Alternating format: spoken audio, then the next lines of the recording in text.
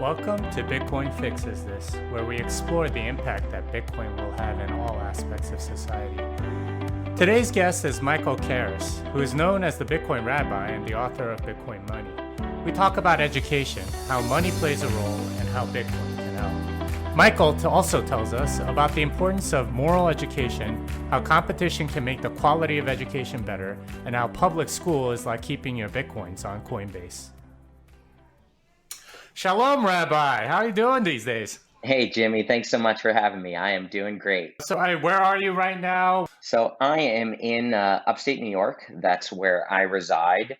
And we're at the fun stage of the pandemic where it's all about the reopening. And so we've been dealing with that. I mean, New York got hit like on the earlier side of the whole country. You know, schools are supposed to be starting. So I'm on the reopening board of my synagogue, the reopening board of the school. We have a family wedding coming up. So that's kind of like its own reopening board. So this is basically a full-time job now, is are going back and forth between the different, political sides of the reopening phases and all of that. So it's just a lot of fun to be involved in that. For those of our listeners that don't know, you really actually are a rabbi, right? Like that's what you do as your day job. Can you tell us a little bit more about that? Yeah, I am.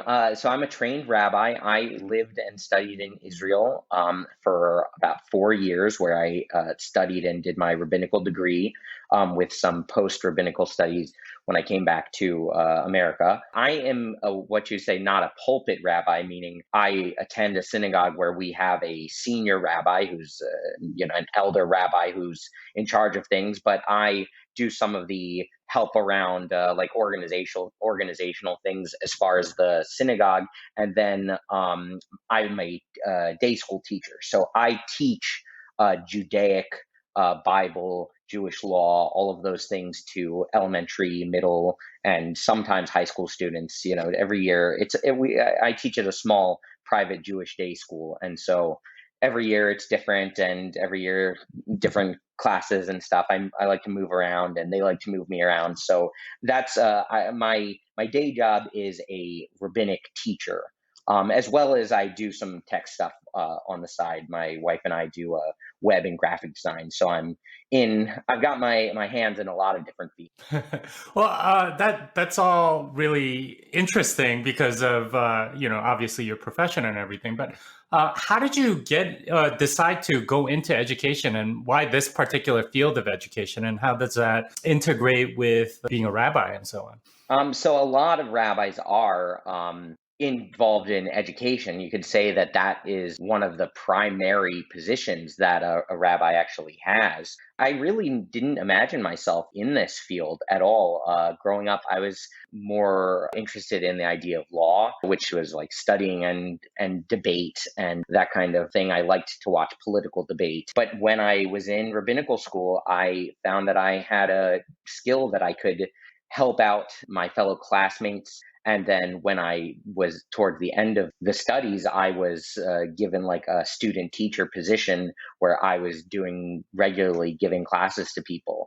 And so it just kind of developed that I was able to do this. I have children of my own. So every parent is a natural teacher for their children. And it's just something I enjoy. So I do both, professionally teach children's classes, but I also do give adult classes. And I like to, as you know, from my book, which is, just a few pages that tries to get through the main story of Bitcoin. I really like to try and condense things down into bite-sized pieces, into something that's my big focus, is to try and make things everybody can digest and understand, and especially young people. Yeah, and that book is absolutely fantastic. I was talking to somebody that had given that book to a kid at a birthday party, and towards the end of the birthday party, there were like 3 adults reading that book because they were so intrigued by the title.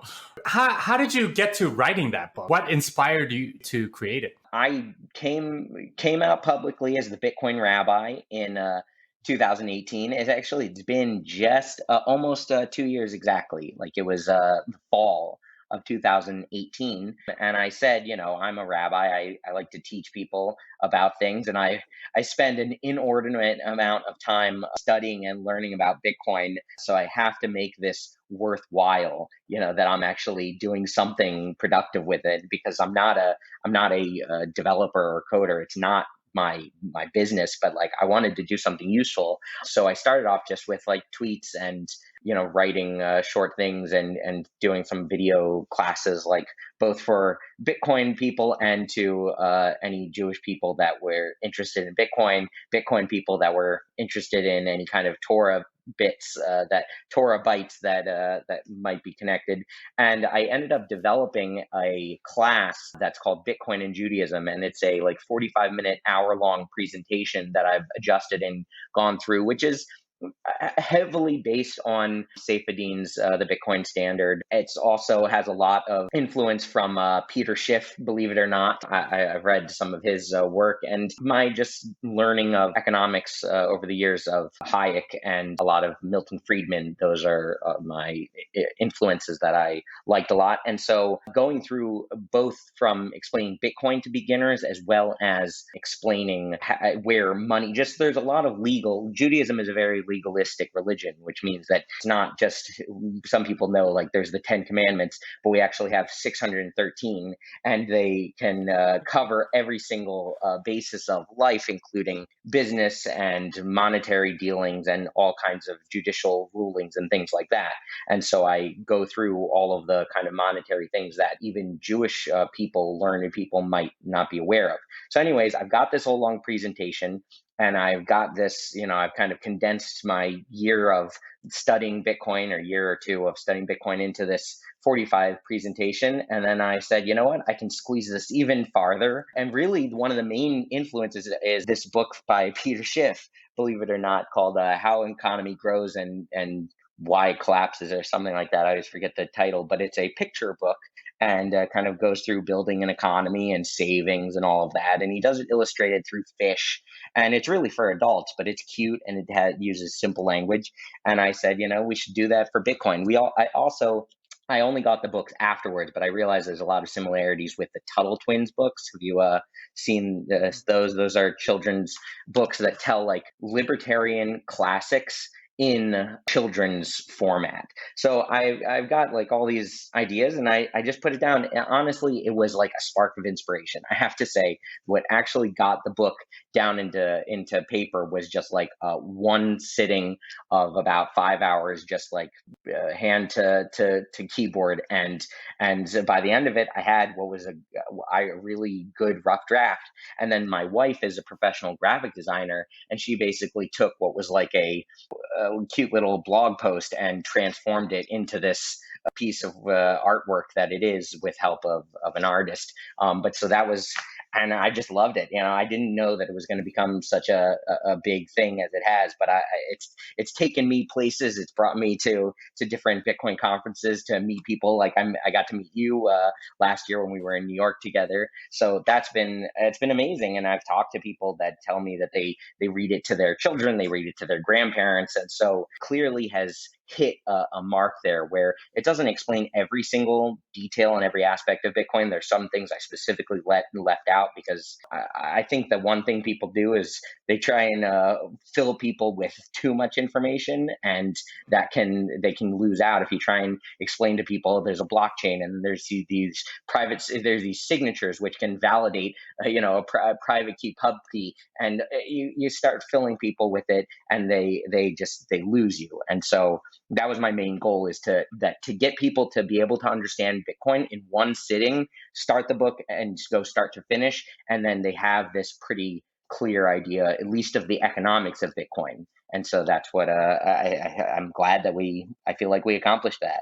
Yeah, is this a resource that you wish you had when you started your Bitcoin journey? I feel like I jumped into it with so much enthusiasm and energy that I took the time, the hours and hours pouring over material, because I knew that I wanted to be really deep in this, that I got to very quickly got even beyond this level. But most people are just not going to ever do that, and not going to want to do that. So for me, I don't know that it's something that I needed, because I even did have an understanding of Austrian economics. I had an understanding of the basis of money from before writing the book and before even being introduced to Bitcoin. That's why when I first found out about Bitcoin, and first discovered Bitcoin, like once I really understood it beyond a just like a headline level, pretty much immediately jumped into it. So it's definitely something that a lot of people, I think it's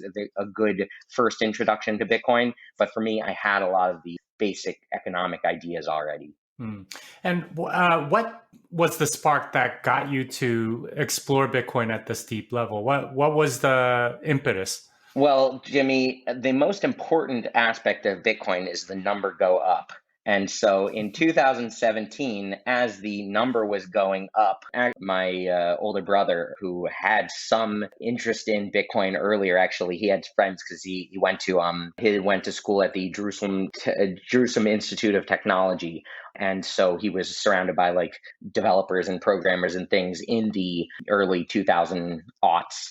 And so he was introduced to Bitcoin, but didn't pay that much attention to it. And then in the 2017 run up, he decided that it was worthwhile looking into again. And he, told me to. So he was coming at it from a developer kind of perspective and said, "Oh, you got to." Look into this. And then once I saw it, really like gave it a few minutes, I understood it immediately from an economic perspective, because that's what I had research before. Hmm. Well, so let's talk about education a little bit, because this is the background in which you saw Bitcoin when you first heard about it. What's the problem with sort of education today? Why is it so broken? I'll base that on there's a famous verse from the Bible, from the book of Proverbs, which is kind of when rabbis talk about education. You could say this is one of the foundational things, and that's just in Hebrew. It goes Chanoch lana'ar al pi darkai, which means you shall educate the child according to his way. Even as he grows older, he will not stray from that.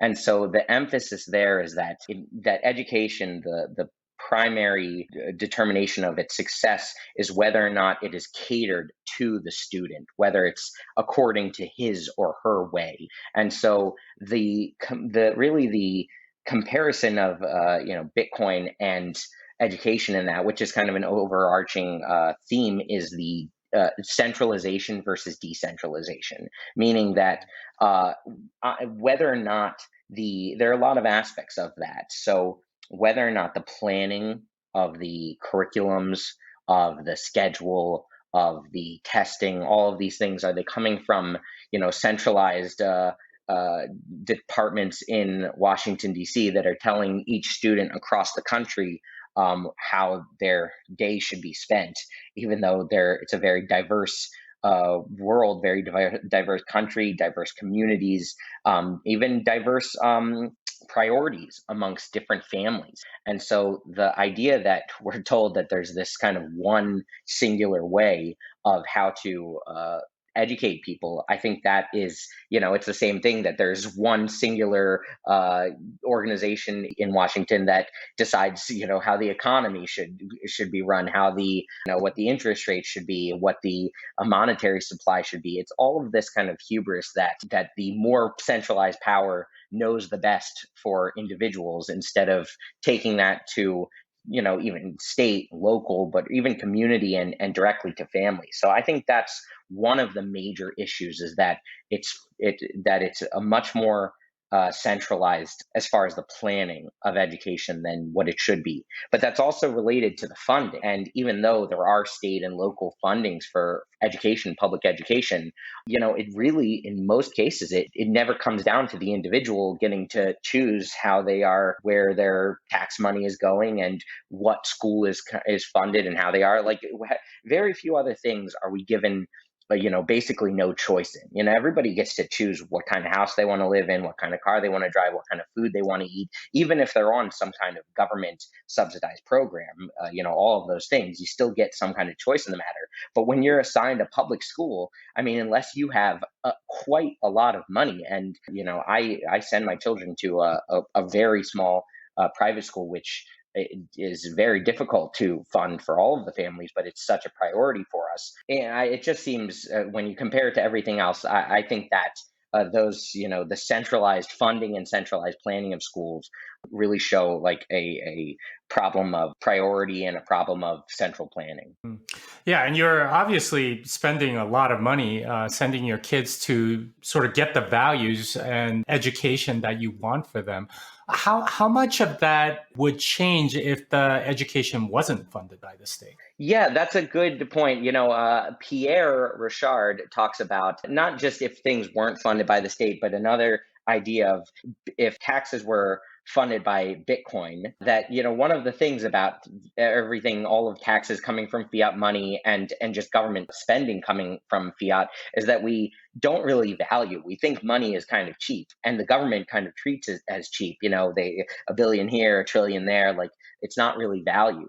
And if everybody did have to consider more of the value and the cost of their education, both the individuals and the communities, and whether or not that's every person paying for themselves or even in a government payment, but if we actually had to pay things by taxes, Pierre says that people would demand a lot better quality for what they're paying for from their government if the cost of, if you had to give up your hard-earned bitcoins, to pay taxes, you're going to be a lot more demanding and a lot more scrutinizing on where the government is spending that money. So it is, it's hard to. I can understand some idea of having some government or community socialization in the cost of education because children are children. They don't have any money themselves, so they're all being funded by their parents anyways. I think that it's a righteous thing that we as a society want to pay for young children to be educated, but there needs to be competition. There needs to be verification that that what actually people are getting, and people can want different things. I mean, I'm sure that I want in my children's education slightly different things than you want in your children's education, and I think that's fine. The trying to put a one size fits all is what I think is one of the most damaging things. And I'll just say that for Jewish people, this has been not just a theoretical in recent times, but getting to choose where your children are educated and what values they are educated, and even just how all the schedule and the time and all of that in Soviet Russia, where my family comes from and my religious community comes from not that long ago, in the previous generation. It was literally, there's kind of a misunderstanding of how religion was discriminated against in the Soviet Union. In most cases, religion wasn't all out banned, meaning the synagogues weren't all burned to the ground, and for the most part, churches were still open. They were kind of derided and mocked by the Communist Party, but what was banned was sending your children to private schools where they could be educated according to what the parents wanted. And so that was the way that the communists felt. Old people can be religious and they can do their things in their churches, etc. But we need to take the kids, and because that's the way that you can control the future. And so, for the negative, that was true then. But the opposite can be true now, is that if we get a good holding, and if you, both in a personal perspective and in a more global or communal perspective, if we raise our standards of education, then every generation, the whole world becomes a whole new group of people. So you can really change the whole world just by improving education. Yeah, and I totally hear what you're saying, because there is a centralized entity, and you can sort of propagandize an entire generation of children through whatever it is that you want to teach them, or whatever it is that you want to get them to believe. That's kind of how, at least in the Soviet Union, it worked. Do you feel like that's a danger here in the US or in Europe, or I guess more civilized Western countries? Well, I don't have that. I went to public school growing up, but that was a long time ago. And I did have I would say, the privilege of going to a very high quality school just based on the zip code that I was in. It was one of the better ranking schools in the country. But I mean, you don't have to look that far. I try not to watch too much of the news, but I always say that. But it's if you look at who are the educators, both at a primary and at the college level, if the people that are in charge of it, it does seem that there is a bias towards things that not every family will value, and everything can be subjectively argued, but I would argue are not positive things, like a positive look towards communism and socialism, ideas like social justice, things that personally I don't value, and I think lots of the people in this country don't value, and don't think that it's the foundation of what made America a prosperous and good country. Even if some people do want to educate their children that way, I think that giving each family, the one way just practically is through a voucher system that everybody can pick. That's how they do.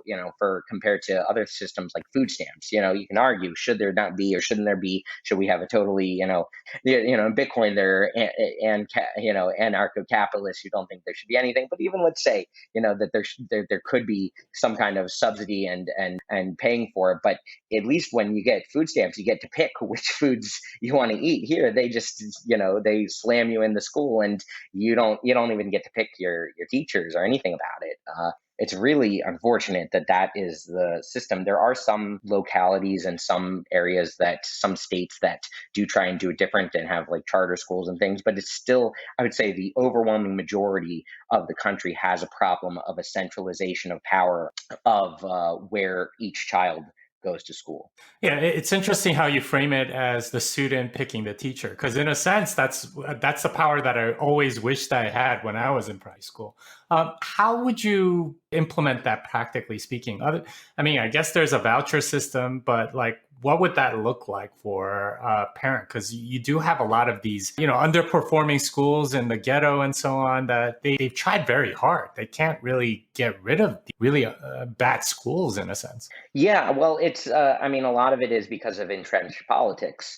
So that's mostly a political issue. So I'm not sure there are lots of things. How do we how do we get rid of political problems? Unfortunately, that is a political problem for the individual. I think the only solution is to take care of it yourself. Is that you literally just have to opt out of the system in what way that you can, which I would recommend the majority of people, especially Bitcoiners, want, if they have the means to, either send to some kind of charter school or private school or homeschooling. My wife actually did homeschooling for several years, her and her siblings, and it's not for me and my family, but I know that a lot of people who are religious and religious Christians and have various different values, that they want to make sure that they are, have a significant portion of their day that those values are being embodied to the children. Because I think this is another thing that just the focus of education. I don't see that a lot of schools have the right priority of what is the purpose. Even in Hebrew, actually, the word for education, I don't think has the same connotation as it has in English. The word chinuch, education, really means to preparation. And it means preparation in two senses. One is like what we say, like to prepare for a job, that it's work training, which that seems to be completely out of that's another thing that I wanted to get on that topic of besides for values, like what are students learning, and how can that be improved? And the other is, teaching people to be mature, responsible, ethical adults and having good values. And so those two aspects I don't know that you can see that as a goal in lots of educational systems. Yeah, I think that's what Aristotle would call moral education. It's getting kids to feel about virtue in a good way instead of sort of resisting it, which happens to be in the human heart. And that's an excellent point. I don't know how you teach moral education or how you get children to want to be good to their neighbors and things like that. But that's a really tricky issue. I mean, how would you teach that in an education setting that makes sense, like that doesn't Well, step on too many toes? I think that I think that people that are religious, and if their religion is important to them, then they should be learning it in a religious setting and from a religious perspective. So I encourage people that are, do have a religious values to them, whatever that is, to look for schools that teach it from their specific perspective, because that's, they've obviously chose that for themselves and their families. But even for people that are not religious, there is philosophical teachings, or even just through, I guess, stories, both fictional and truthful, that embody good values. That's basic. I would say that's the method of the Jewish school system, is, by reading stories of great men and women that did embody values, and then discussing those things. You would say most people would say that they get that from, Sunday school, but I think that it's more important than just doing it once 1 hour a week. That's if that's deciding who you are in life. One, and not to bring it back to a Bitcoin comparison, the one of the things that Bitcoiners always focus on is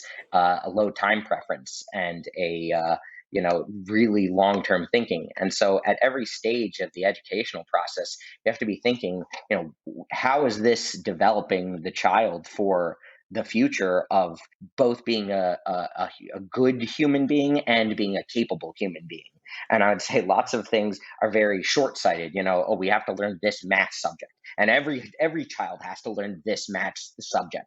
And there's both not a focus on the child as an individual. Is this actually beneficial to them or not? Or are they capable of it or not? And what are the long-term effects of learning this subject? And so having a low time preference, because that a child only has one education, they only have one childhood, and it really determines in a very large sense who they're going to end up being.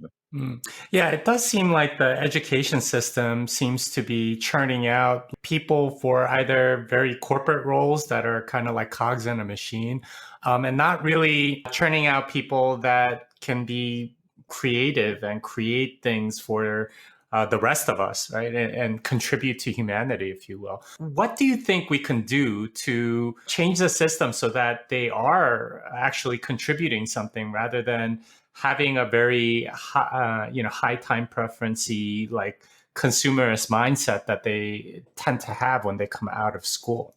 Yeah, so you said, to creative, that's one of the, if you are a person that is creating, you are by definition thinking of the future and not thinking about, the immediate, because you're building something, and it might take you a few days, or it might take you, if you're doing a project. And so I think, like skills focused and project focused education, that's how I would define my personal school where I teach. We're very project focused. And so on in addition to the like Jewish classes I do, over the years, I've done various skills and projects classes. So meaning in the high school, they will do photography class. I'll do courses in photography, courses in videography, in graphic design. And so with a group of boys, we did a news show where we did every week. I think we did about 12 weeks, and we did the Bible lesson of the week in a 2-minute news format. And so what the boys were learning about was coming up creatively with an idea, writing a script, editing it, and going through each of the processes that it was amateurish, but it was still cute, and they got to show it to their friends. It was something to be proud of. And so giving people something that they are can be focused on, either building a skill or even just examining all the different types of skills, the different types of jobs, so that they know, what potentials there are. There's so many things that, didn't all of these types of jobs, you come out of high school, and about, there's a doctor and a lawyer and a fireman and a baseball player, and you don't know that how many different things there are in this world. You just get like a very narrow, like I could tell you how to do calculus, and how to do kind of mundane mathematical equations for some reason, and like had read segments of a bunch of books which I don't think were valuable in any case, but I didn't know how to actually fully create things. And so I feel like for my students, that's one of the things that our school and our principal, and that's what we focus on. And I think that's a very positive thing. So for parents, for homeschoolers who are parents that are doing that, or for any kind of educators, that I think that, because another thing is then you can focus on each student and they can kind of see what calls to them. And we saw some that were incredible artists, others that were really funny and liked writing scripts, or different things like that. So it gets you both of those advantages, that they're being creative, and you get each one to focus on their own. It helps to have small classes, to have small schools. Just it's another aspect. Decentralization in the education process, I think, is it can't be overstated how important that is. And it's difficult for people to do because it is costly.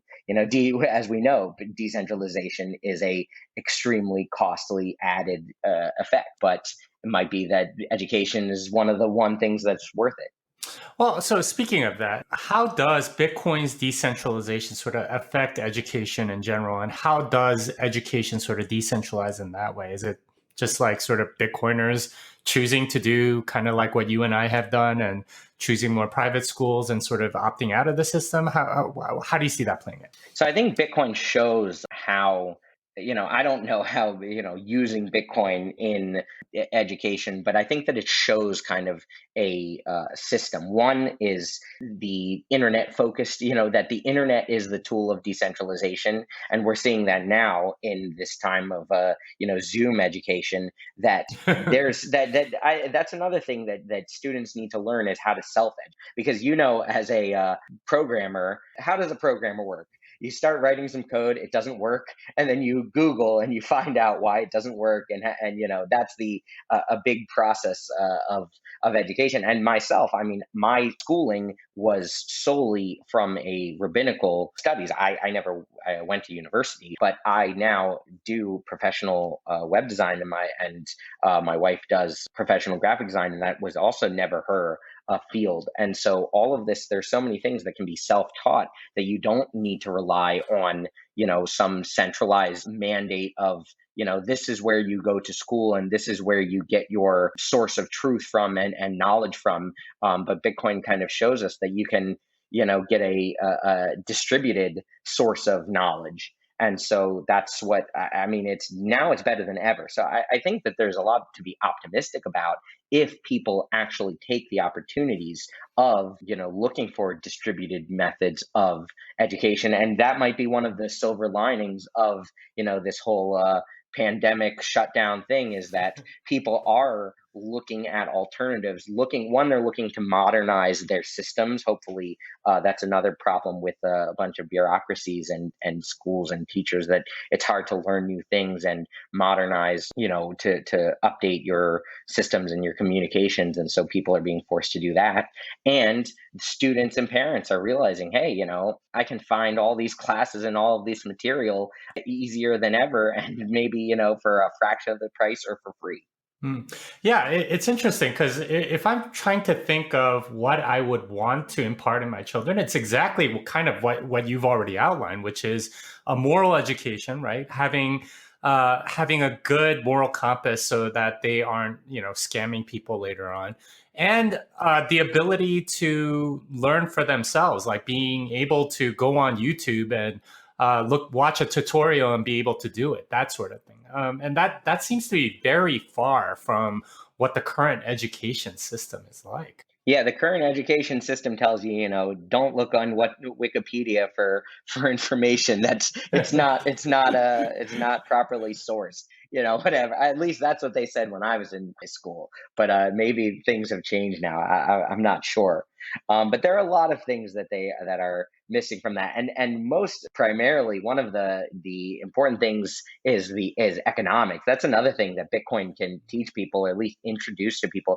I feel like, for most students, they get like like middle school or high school introduction of economics, like supply and demand, and then they should keep learning, but the teachers kind of like have to skip out the whole part where like we ruined money with fiat unlimited printing, because I've said this, that like kids, you explain Bitcoin to kids and you explain it, from you start kind of with gold. Everybody can understand gold.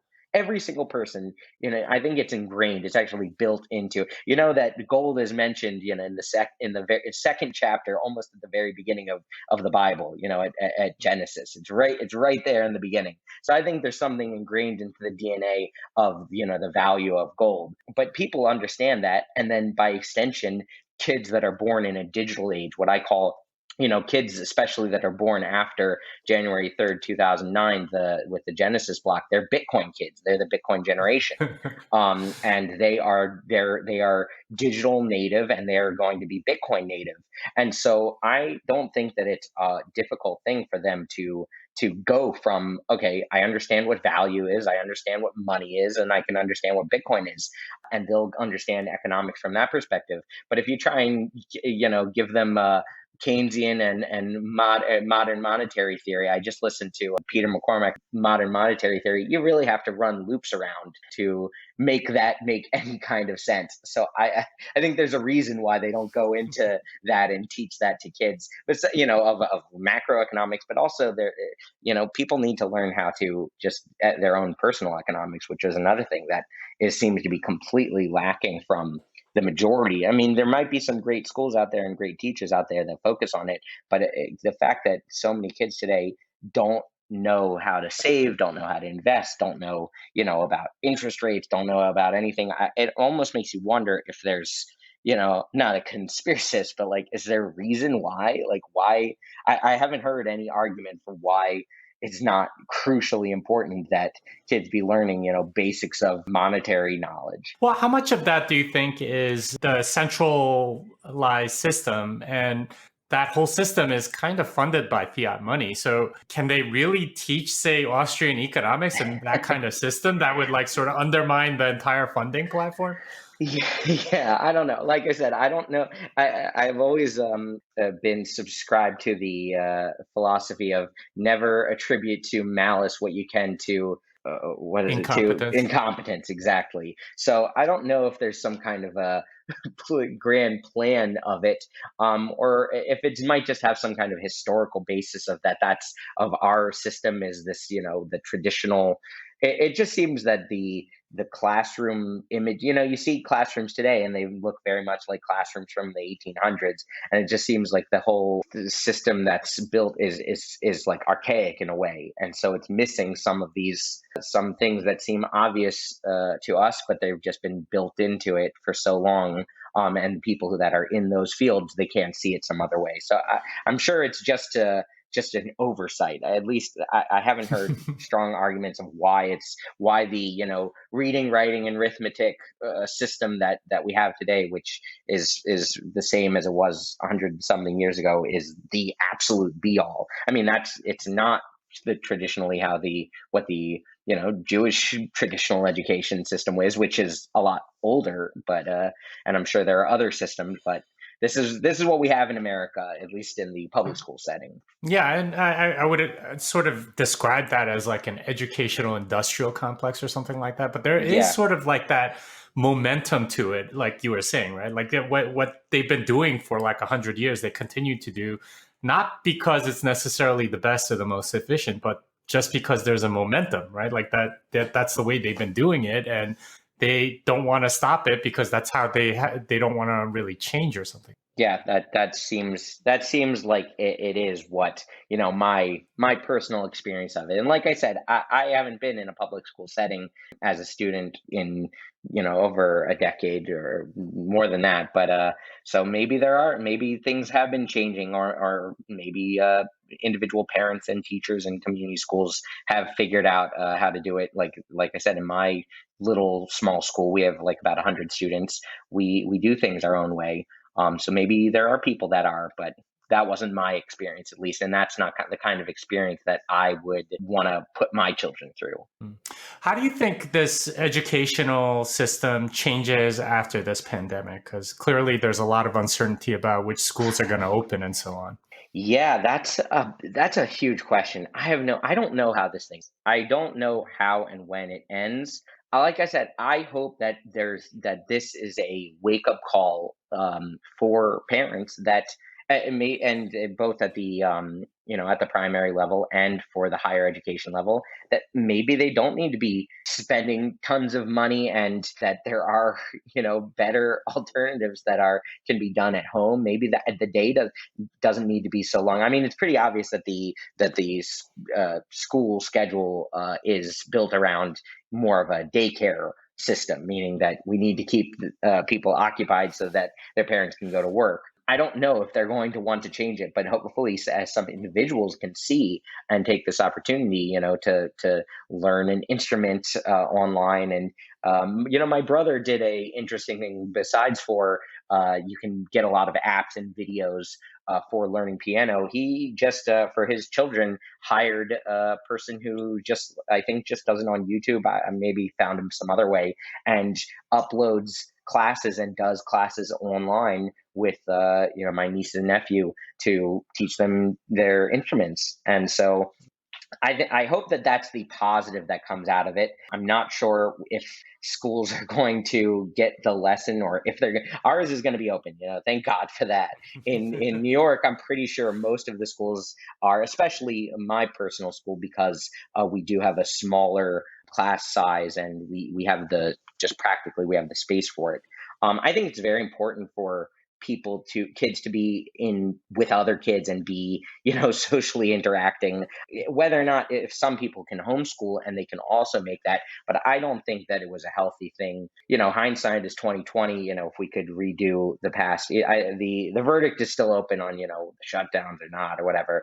I'm going to save my judgment on that till some further time comes out, even if I have my thoughts on it right now. But I don't think that it's a smart thing to keep them closed for another year or 6 months or how that. I think kids need to have the interaction with each other, the socializing and that kind of thing. I think that's really important. That they're in some kind of you have to learn. That's how life works. You have to be with other people and deal with tough situations. Yeah, it's interesting because a large part of the reason why a lot of these school districts seem to resist opening is the teachers just don't want to go back. They seem to have so much power as a union and so on that they're basically saying we're not going to teach if you send them back, and this is like risking our lives or something like that. That seems to be a common the teachers refrain. cartels, the teacher Yeah, cartels. yeah. Yeah, that's another centralizing power that it's that put that pits the who is the focus of the school for? Is it for the students, or is it for the parents? And it seems very bizarre that there is this that there are. I mean, if you're in a private school, then you don't have to deal with that necessarily, unless they are. Although the teachers unions do often lobby to have these restrictive things even put on private schools, which can be damaging. But I'm glad that both as a teacher and a parent, I'm not directly having to deal with that. I imagine that's difficult.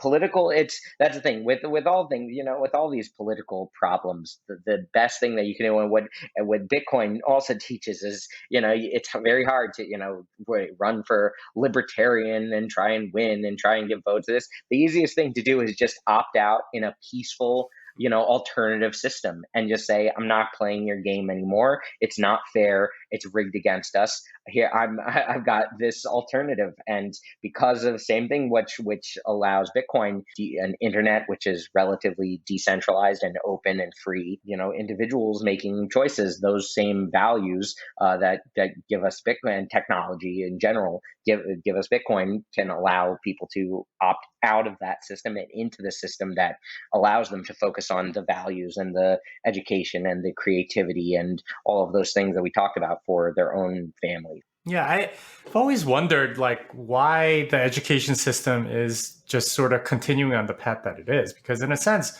we have the internet now, and that means that you could get the best lectures from the best people around the world, and you don't have to settle for some person that just graduated out of teaching school, and they barely know how to teach, and doesn't know how to like control the classroom and can't present very well, all that stuff. I mean, in a sense, you can compartmentalize some of these roles and make it so that all the students learn from the best. And yet that's not the reality today, except for a few things like Khan Academy. Yeah, that might be something that I did see that grow.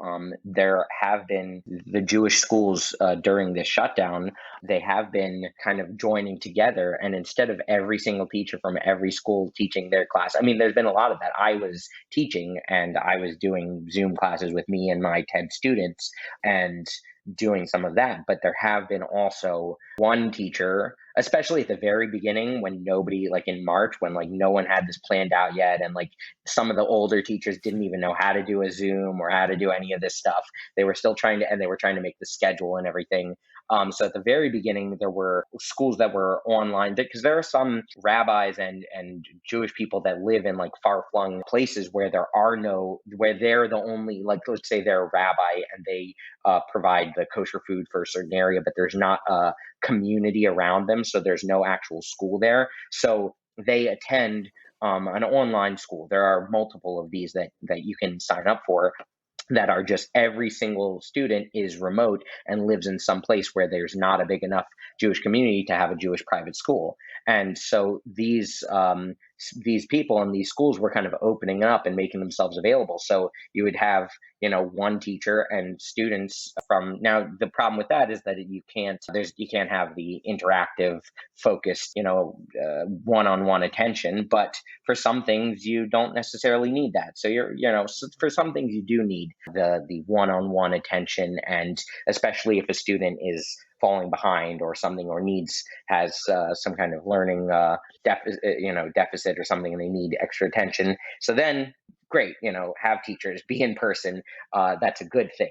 But for specific subjects, yeah, I mean, videos, animations, all kind of. I mean, my kids, they love learning history from animated videos that show you battles and show you all kinds of things. Like my kids know more about the Revolutionary War from Liberty Kids, which is like a PBS historical cartoon show about the U.S. Revolution than they would, and they're young kids, than they would from a textbook or from listening to a teacher tell them about it. What do you think the long-term goals of Bitcoin? How does that fit into sort of the mentality that people will get into with regard to education? What do you wish for education as a result of Bitcoin? What do you hope for? Yeah, the goal of Bitcoin is to empower the individual. That is what the purpose is. That's why it's a confiscation resistant, censorship resistant, dilution resistant, inflation resistant. All of those things take the power away from the central authority and give it to the individual, because why not? I mean, people should have control over their own money. And so, technology can also empower the individual with their own education and their children's and their family's education. And I think that there just needs to be more, just like with Bitcoin. Maybe people don't realize, they might think, well, the system right now is good enough. The financial system has been good enough for me, but we maybe don't even realize how much better it could be. That's how I kind of feel about, that in the United States, a lot of people are happy, a lot of people are successful, a lot of people have, savings or have investments or something. Some people are doing well. The United States is the 1%, we're in the top of a lot of success, but we don't even know what potential greater there is when individuals will be empowered with their own sovereignty over their money and their finances and with their education. And so the same way that the internet empowers people to have a voice, to speak out and to share their ideas, and empowers people with their money with Bitcoin. So a lot of technology, and it's new, and people just need to discover it. They need to wake up to it. Maybe if people have Bitcoiners in particular, if they have this mindset about their Bitcoin, hopefully they will have this mindset about their children's education, and not leave it to the lowest common denominator of the public school education, and actually take take initiative with it. So, sending your kids to public school is basically like leaving your Bitcoins on Coinbase. That's at best, take real, you have to take sovereignty, or you have to take initiative, and you have to, be an active player in education. And also, you have to have a goal. You have to have long-term perspective in mind. Just like with Bitcoins, you can't just be thinking, I have to do this thing and that thing, and that, you really has to be a holistic perspective. With Bitcoin is a long-term project, and educating children is a long-term project. I mean, the official system is, until they're 18 or 20 something, or whatever, but obviously it's a lifelong thing. And so having the right mindset when you go into it, one, when you're with Bitcoin, having the right mindset. Why do I have Bitcoin? Why do I care? What's it for? And so thinking, I'm doing this for the future because it's fair, because it might be, hopefully it's profitable, and that I'm going to do good things with my Bitcoin, which is what I talk to when I'm talking to my fellow rabbis and things. People are question about Bitcoin, and then, what is it? What can it be used for? I say all the things that you can do good with money, you can do all of those good things with Bitcoin. So every Bitcoiner needs to have that perspective of what I'm going to do it. What positive thing am I going to do with that? And the same with their education, and with their children, of what positive thing can they do. And so one thing that my rabbi, my grand rabbi, the Lubavitch Rebbe, he emphasized that every child should spend time at the beginning of their day and have a moment of silence. And so this actually works in a lot of different schools, even in public schools and non-religious schools, because it's not necessarily a moment of prayer. Like, it's not guided in prayer, but for each individual, if that's the kind of family they come from, if that's the kind of belief. But they start off every day and they take a minute, and the teacher, or whoever it is, instructs them, we have a moment of silence now. Everyone do their meditation or their prayer or their thing, each person individually, and think about, what you want to be today, and what your goal is, and what your, how you're going to be good today. And that, puts people in the right state of mind. And so those are things that I think cross over between, Bitcoin holders and educators and parents who are dealing with education. Do you see the education system changing in the next 20 years as a result of, I guess, more low time preference thinking? I hope that it's not just one education system. I would hope that it becomes more widespread and more common that people take their own education. I mean, I would say that I'm not deeply involved in it, because we don't homeschool, but I think that is becoming more of a movement. I would not be surprised at all if we don't see a huge spike in homeschooling, which I think is a good thing. I think for lots of kids, I've met many homeschoolers. Like I said, my wife and her siblings did homeschooling for some years, and I think if parents can do it and want to do it, and they can do it either with groups of families, which is generally how people say, oh, homeschool is they just sit at home, and that's not the case. Usually they do it as groups. If people aren't familiar, it's, in your town there will be like a few dozen homeschooling families, and they'll like go on trips together, and will sometimes like join together for classes and stuff like that. So homeschooling can have very good social aspects to it as well. So I would love to see the system. We call now everybody, when we talk about the primary education system, now we kind of have a vision of it as this monolith of public school, and I don't know if that's going to improve or how it will. I have to be, I guess, optimistic and say I hope it will. Maybe it will be forced to, but even if it doesn't, I would hope that people take it in their own hands and don't just leave it up to the state to take care of, because we've seen what they do with pretty much every other project they're given.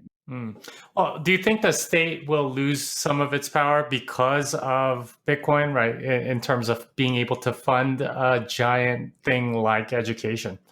Yeah, I hope that the state's power is put on check. I think for the time being, and for recent history, I don't think America has a particularly evil state, at least relative to other governments from other times. So I'm not like really afraid of it. But I mean, for most of history, Jewish people have been, and lots generally religious people have been persecuted by states, and particularly for the way that they want to educate. So just the very idea of states not having a supreme power as far as the education of children, I think would be a good thing. And like I said, even if they want to be part of the funding process, if that's how that's going to work out, it doesn't need to be that they are fun. Just like there are no state-run grocery stores. I mean, that would be ridiculous if we thought, how come we have state-run schools but no state-run grocery stores? Explain to me. I'm sure somebody could, and whatever. I'm sure someone will make that argument. But just on its face value, if we can let the free market give us grocery stores and cell phone stores and car manufacturers and all of this stuff, why can't it just let us have, education and schools as well? Yeah, it's interesting because there are state-run grocery stores in Venezuela, and Oh, sure, right, yes, not ones that we would want to be part of. That if you no, basically think of that, would you want to get your food from a state-run grocery store? Probably not. So then, why would you want to get your education from a state-run, education store yeah, that's a factory? great Would analogy you want to buy because your car from? Would you want to buy your car from the state-run a car manufacturer? no, not really. And the thing about the state-run grocery store in Venezuela is that most of the time it's empty. They can't get any Yeah. food, and Even just think it's a about very rocket short ships. window. We don't even buy our rocket ships from the state run rocket ship manufacturer anymore, because Elon Musk can do it for a hundredth of the price, and it's much cooler looking. So, that's even if the state wants to have some, involvement in things, outsource it. Do just outsource it to individuals and let people choose. That's people. That's one of the main things that I got from Milton Friedman, is that people make he says that there are I think four different ways to spend money. There's a person spends his own money for himself. Then they're looking for the best value for the lowest price. They're going to do the best job.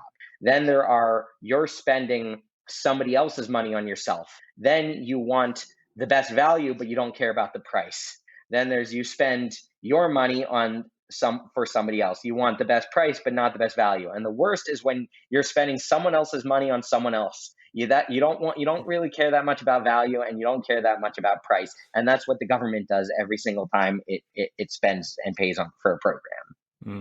And for that reason, the education suffers from a quality problem, which we've been discussing this. All right. So, Exactly. final question for you: say 20 years from now, what do you think education will look in this sort of new world, assuming all the best things happen with respect?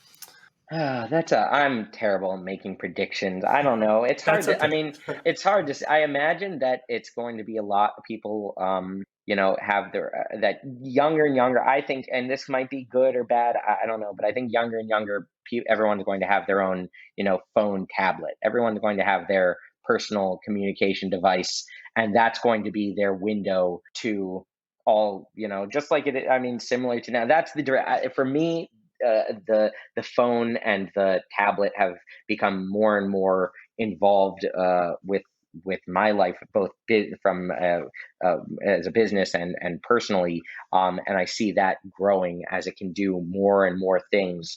It can deal with your finances, it can deal with your communication, it can be your record keeper. Once my phone can be my identification, and my the thing that opens up my car, then that'll be pretty much all I'll need, when I get dressed in the morning, when I go out. Now I need a bunch of other things. So that's one thing I think that students will have their, education device, and hopefully it'll be set that parents do have some oversight on what they can do with it, and when, and all of that. But I think that a lot more resources are going to be available, and I hope that kids do take the time and are learning will learn different skills. I don't know. I feel like it will be silly to predict what the types of technology will be in 20 years. I'm sure I'll sound foolish on that. So I don't know, but I'm just generally I'm an optimist. I'm an eternal optimist that that people will move in the right direction. So I hope I'm right. Okay, so where can our listeners find you? Yeah, I'll just say if Bitcoiners do as well as I think they will, and if Bitcoiners have as much influence and power and move things in the right direction, and hopefully the people that are doing the right things now have the more children and have the more successful children. I think that's what I believe will lead us in the positive direction. So I think there is some reason to my optimism, not just it's not just hopium. But anyway, so I'm on Twitter 6 basically. I don't roll on Shabbos. On Saturdays I'm offline, but other than that, you can find me on Twitter at the Bitcoin Rabbi. I have a website, pretty much most places, the Bitcoin Rabbi. .com, and I love to talk to people. I do give my presentations at synagogues. Mostly I've been doing it over Zoom lately. And I like to help people learn about Bitcoin, and people that have questions about Judaism and Torah. I mean, that's my expertise, so to speak. And I get so many people on Twitter come to me and like go into my DMs and ask me about it, whether it's people that are Jewish, atheist, Muslim, Christian, all kinds of different people come in and ask me questions, and I love talking. That's one of the great pleasures of being in the Bitcoin community, is getting to talk to all of these people from around the world and all these different backgrounds and stuff. So find me, and I'm happy to chat. Well, I mean, that sounds like another whole podcast on its own. It's talking about that, what you just said. But thank you so much for joining us today. Bitcoin fixes this. Well, that wraps it up for this episode of Bitcoin Fixes This. Michael Caras can be found at the Bitcoin Rabbi on Twitter and thebitcoinrabbi.com. Until next time, fiat delenda est.